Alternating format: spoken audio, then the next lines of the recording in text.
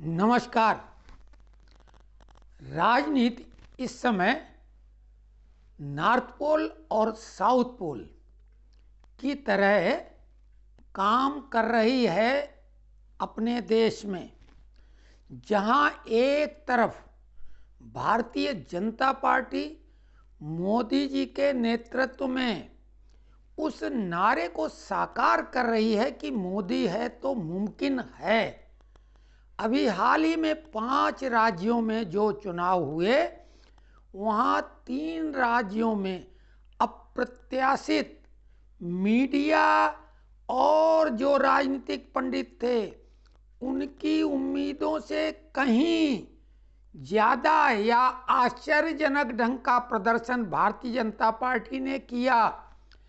और इस प्रदर्शन को करने के बाद जब अपने तीनों राज्यों के मुख्यमंत्री और दो उप मुख्यमंत्री यानी तीनों राज्यों के मिलाकर मुख्य 9 नेता घोषित किए, उसमें केवल दिया कुमारी राजस्थान की उप मुख्यमंत्री को छोड़कर बाकी 8 नेताओं के बारे में कोई दूर दूर तक भी अनुमान नहीं लगा सका था कि ये इतनी बड़ी कुर्सी पर बैठेंगे।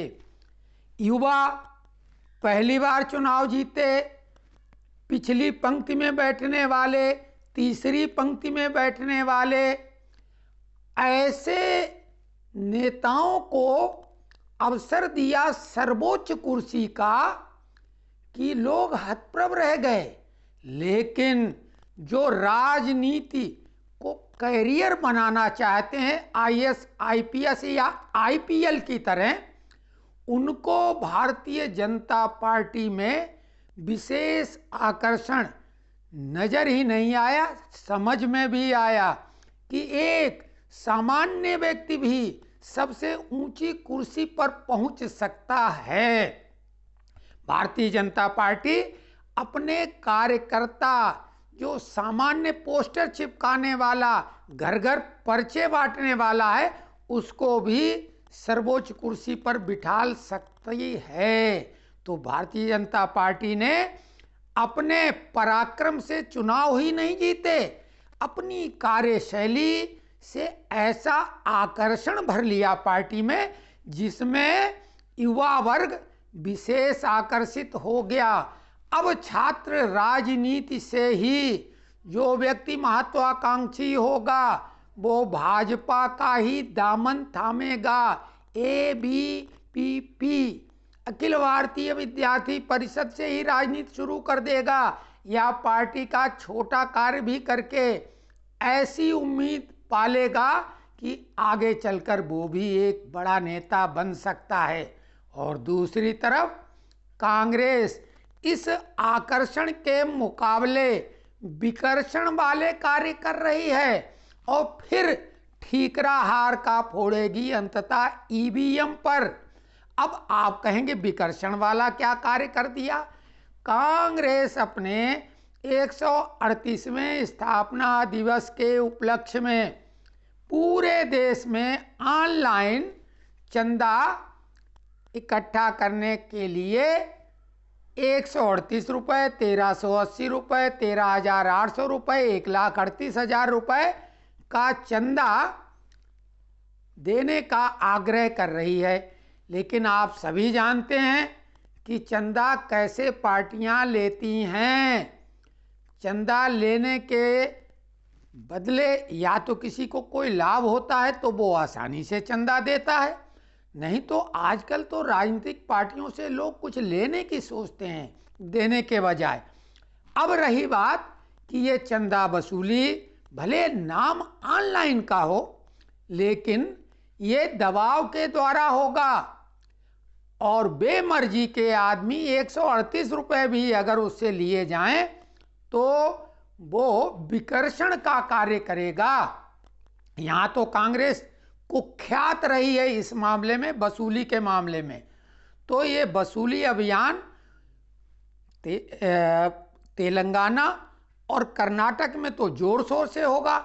बाकी जगह भी जहां इनकी पैठ होगी, जहां इनके नेताओं की पकड़ होगी, वहां भी ये कोशिश करेंगे।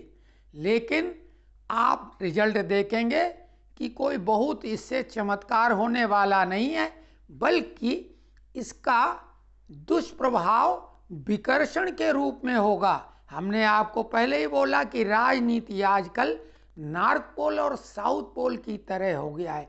आपने जब देखा कि हम लोगों ने जब कॉलेज में पढ़ाई की थी, नॉर्थ पोल यानी एन और एस जो मैग्नेट का सिरा था, तो उसमें आकर्षण और विकर्षण होता था। अगर एन एन और एस एस करेंगे तो विकर्षण और अपोजिट वाले में आकर्षण।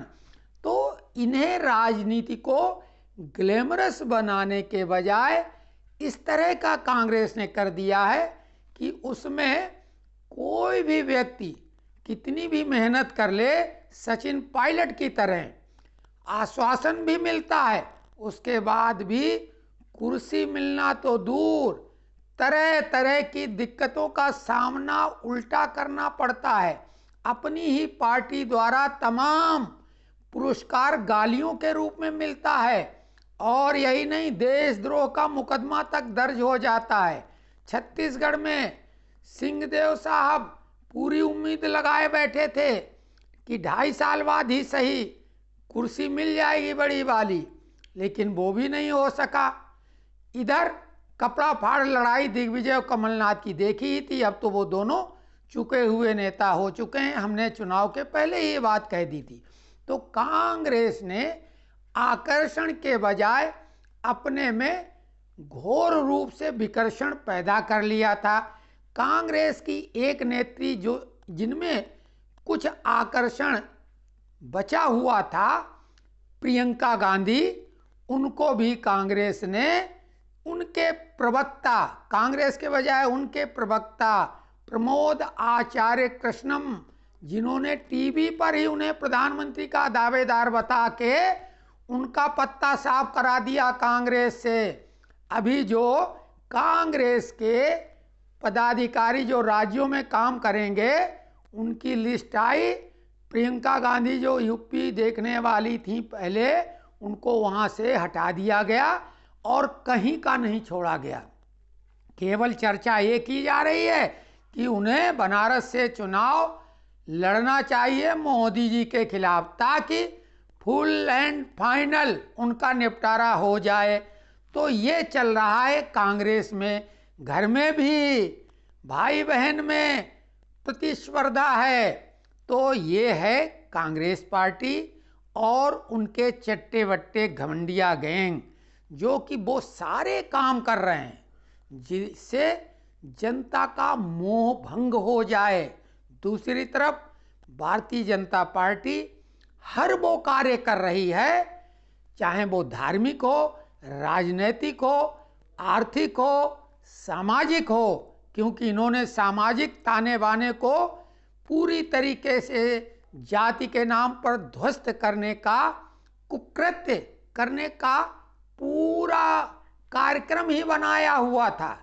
लेकिन भाजपा ने अपने समीकरण जो 3 राज्यों में सेटअप किए, उस हिसाब से वो भी उनका सब करा धरा बेकार हो गया।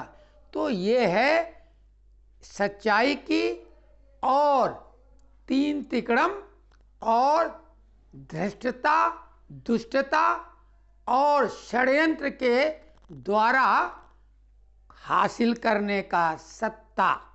तो सत्ता षड्यंत्र का शिकार हमेशा होती रही है, लेकिन अभी जो दौर आ रहा है वो राम राज का दौर है। 22 जनवरी के बाद इस देश में बहुत कुछ अद्भुत होगा, सकारात्मक।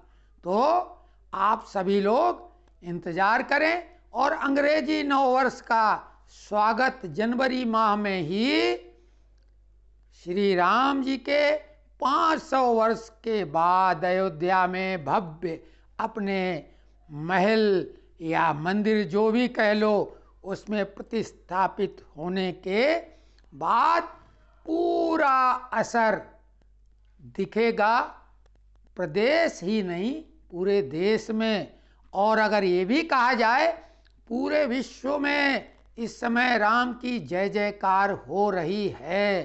तो जय सिया राम। आपको अगर ये विश्लेषण अच्छा लगा हो तो कमेंट्स बॉक्स में जय श्री राम लिख दें, और अगर आपको कुछ आलोचना करनी है तो आप जो भी लिखना चाहें आपका स्वागत है। धन्यवाद।